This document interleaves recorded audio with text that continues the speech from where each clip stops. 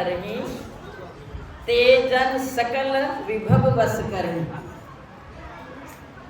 रेणु मतलब होता है धूल। जो गुरु महाराज जी के चरणों की धूली को अपने मस्तक पर चढ़ाता है, उसको मस्तक पर लगाता है, यानी गुरु चरणों में अपने आप को समर्पित करता है। तेजन सकल विभव बस करही, दुनिया का ऐसा कोई पदार्थ नहीं है कि वो जो प्राप्त ना कर सके। तो जी अपना अपना अनुभव है, तुलसीदास जी ने ऐसा कहा। तो गुरु जो महिमा है वह अनंत है, हम गा नहीं सकते। लेकिन जैसे हर जीव अपने अपने लेवल पे उड़ता है, मक्खियाँ अपने लेवल पे उड़ती हैं, जो पक्षी हैं वो अपने लेवल पे उड़ते हैं, जो उससे और भी कुछ होगा वो उससे ऊपर जाते हैं।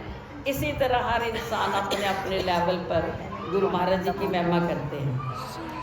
जैसे हम हनुमान चालीसा में पढ़ते हैं, शुरू में पहली लाइन आती है, श्री गुरु चरण सरोज रज, निज मन मुकर सुधार। यानी श्री गुरु चरण सरोज रज, रज होता है धूल, चरणों की धूल जो है उसको धारण करने से क्या होता है, निज मन मुकर सुधार। हम अपने मन के शीशे का सुधार कर सकते हैं, उसको हम साफ कर सकते हैं। जो हमारा मन जो है जन्म जन्म से मैला है, श्री गुरु चरण सरोज निज मन मुकर सुधार, उसका हम गुरु महाराज जी के चरणों की धूल को लेकर हम अपने आप को सुधार कर सकते हैं। क्या नहीं प्राप्त कर सकते। फिर आगे है वर्णहु विमल रघुबर विमल यश, जो दायक फल चार। गुरु महाराज जी की चरणों का रज लेके और उनका यश गा के क्या कर सकते हैं, हमें क्या मिल सकता है, वर्ण और रघुवर विमल यश, जो दायक फल चार। क्या मिलेगा हमें, 4 तरह के फल मिल सकते हैं। गुरु की इतनी महिमा है। क्या वो 4 फल कौन से हैं जिनका हमारे शास्त्रों में वर्णन है, धर्म, अर्थ, काम और मोक्ष। यही तो हम सारे चीजें प्राप्त करना चाहते हैं ना दुनिया में। तो ये कहाँ से मिलता है, गुरु चरणों की रज से हमें मिल सकता है। और हनुमान चालीसा की पहली लाइन में है, वर्णहु रघुवर विमल यश, उनका निर्मल यश गाकर हमें 4 तरह के फल प्राप्त कर सकते हैं। धर्म यानी धर्म में गुरु महाराज हमारी स्थापना कर सकते हैं, हमें धर्म की ओर लेके जा सकते हैं। अर्थ यानी संसार की माया की हमें प्राप्त करवा सकते हैं। और काम यानी संसार की कामनाएं भी गुरु महाराज हमारी पूरी कर सकते हैं।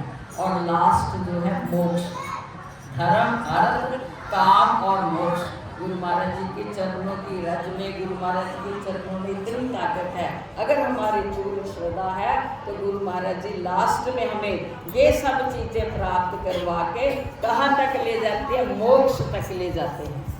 तो इसीलिए गुरु महाराज जी के चरणों की वो भी कर सकते हैं जो हमारी किस्मत में भी नहीं है। गुरु महाराज जी तो ऐसी हस्तियां कुछ कह तो नहीं सकते।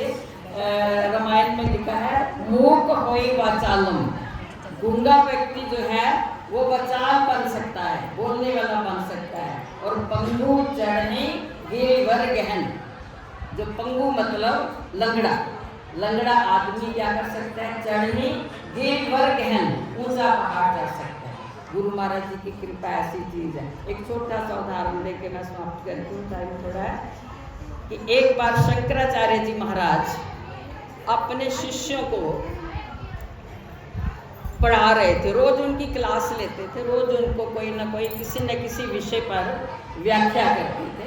और शारदापीठ में वहाँ बैठे हुए थे महाराज, सारे शिष्य उनके जो फिक्स टाइम था वहाँ पर आ जाते थे और किसी न किसी विषय पर रोज कोई ना कोई चर्चा होती थी। तो एक दिन उन्होंने चर्चा करनी थी, पहले फिक्स कर दिया जाता था कि आज ये इस विषय पर चर्चा करनी है। कभी वेदांत पर होती थी, कभी सेवा पर होती थी। तो आज होनी थी कि गुरु महिमा क्या है, गुरु क्या है। तो गुरु महाराज जी के लिए पोथी रख दी गई थी, शिष्य तैयार बैठे थे, सारे सभा में बैठे थे, महफिल में बैठे थे। और गुरु महाराज जी भी आगे पोथी रख दी गई और सब शिष्य जो थे वो वेट कर रहे थे कि हम सब तो आ गए हैं, गुरु महाराज जी आप बोलना शुरू करें। लेकिन महाराज जी उस दिन चुप थे, बोल कुछ नहीं रहे थे। तो एक शिष्य ने कहा महाराज जी सब कुछ तैयार है, सब शिष्य आ गए हैं और कुर्सी भी रख दी गई है, आप अपना प्रवचन शुरू करें। महाराज जी कहने लगे एक शिष्य मेरा नहीं आया। कौन सा? गिरी नाम का एक शिष्य था। वो इतना ज्ञानी नहीं था, उसको ना तो संस्कृत आती थी ना वो कुछ गुरु महाराज जी के प्रवचन को समझ पाता था। लेकिन वो जब महाराज जी प्रवचन करते थे आके बैठता जरूर था, उसको समझ कुछ नहीं आता था। तो महाराज जी कहने लगे आज गिरी तो नहीं आया, गिरी आएगा तो मैं प्रवचन शुरू करूँगा। तो उनका एक शिष्य, वो बड़े विद्वान शिष्य थे, वो कहने लगे महाराज जी इसको कुछ समझ तो आता नहीं है, तो ना भी आए तो कोई बात नहीं, समय हो जाएगा, आप अपना प्रवचन शुरू करिए। तो महाराज जी कहने लगे आदि गुरु शंकराचार्य जी नहीं, वो आएगा तो मैं प्रवचन शुरू करूँगा। तो एक शिष्य जो था वो उनको ढूंढने गया, गिरी को। गिरी जो था वो महाराज जी की पर्सनल सेवा करता था, यानी महाराज जी के कपड़े धोता था, महाराज जी का खाना बनाना, रोज वो बर्तन साफ करना, झाड़ू पोछा करना, ये ज़्यादा करता था। बाकी जब प्रवचन होते थे आगे बैठता जरूर था, समझ चाहे उसको कुछ आए ना।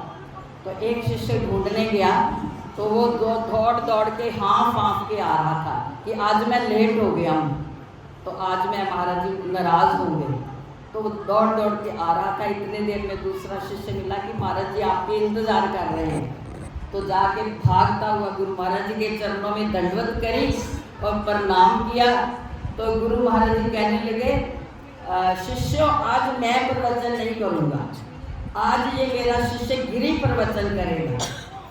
बाकी सब शिष्य हैरान हो गए, जिसको बिल्कुल कुछ आता नहीं, इनका नाम को नहीं आता, और महाराज जी कह रहे हैं कि ये प्रवचन करेगा। लेकिन उसके दिल में कोई बात नहीं आई, उसको तो इतना उसके दिल में ये भाव था कि गुरु आज्ञा ही सबसे बड़ी बात है, वो है मुझे प्रवचन करने आए या ना आए। गुरु महाराज जी ने कहा कि ये प्रवचन करेगा तो मैं खड़ा हो जाता हूँ, आगे गुरु महाराज जी जाने। अब गुरु महाराज जी को प्रणाम करके वो प्रवचन के लिए खड़ा हो गया और उसे ऐसा लगा कि गुरु महाराज जी अंदर से कह रहे हैं कि गिरी मैं तुझे विद्या देता हूँ। उसे ऐसा आभास हुआ कि गिरी मैं तुझे विद्या देता हूँ। ऐसा प्रभाव उसकी जुबान पर आ गया कि वो लगातार कई घंटे बोलता रहा। और एक उसमें तोटक छंद है, तोटक छंद में कई घंटे बोलता रहा, एक सेकंड के लिए नहीं वो रुका। जब पूरा प्रवचन जितना महाराज जी करते थे वो सारा हो गया, तब वो जाके गुरु महाराज जी के चरणों में प्रणाम किया और सारे शिष्य भी हैरान हो गए। महाराज जी ने दो बातें सिद्ध करनी थी। एक तो उनके शिष्यों को अहंकार था कि हम ज़्यादा जानते हैं जी, गिरी कुछ नहीं जानता। और दूसरी बात ये कि गुरु महाराज जी कहने लगे अब पता चला कि गुरु कृपा क्या होती है। आज बोलने की, मेरे को बोलने की जरूरत नहीं है, आपको समझ आ जाना चाहिए कि गुरु कृपा क्या चीज़ होती है। तो बाकी जो जितने शिष्य थे उन्होंने सब ने गुरु महाराज जी के चरणों में दंडवत कर दी और कहने लगे महाराज जी हमको तो व्यर्थ का अहंकार था कि हम बहुत कुछ जानते हैं और ये गिरी कुछ नहीं जानता, और देखो ये कुछ नहीं जानता, इसके ऊपर आपने एक दृष्टि डाली और इतना बड़ा उसने ग्रंथ जैसा छप गया। उसका नाम भी बाद में गुरु महाराज जी ने तोटकाचार्य रखा, क्योंकि उसने तोटक छंद में वो बोला था जो भी बोला, ये संस्कृत की बात है तोटक छंद। तो बाद में गुरु महाराज जी ने उन सब शिष्यों से ऊपर बना दिया और उसका नाम रखा तोटकाचार्य।